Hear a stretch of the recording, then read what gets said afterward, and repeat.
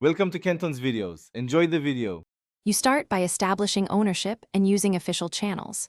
If you can sign in to the linked Google account, use account recovery to unlock remotely.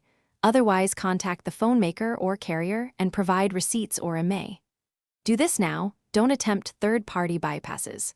Once you have proof, support teams can guide safe recovery options or authorize a factory reset. These routes protect data and comply with law, so make sure to record serial and account details before proceeding. Next, decide between preserving data and restoring access.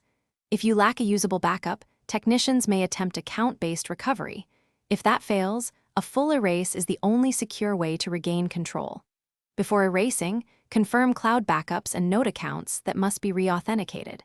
Ask support for official reset or remote erase procedures. Avoid informal tools.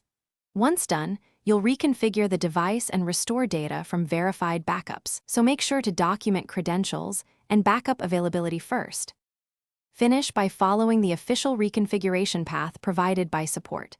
Factory reset under their supervision or guided remote erase, then re-sign into your accounts.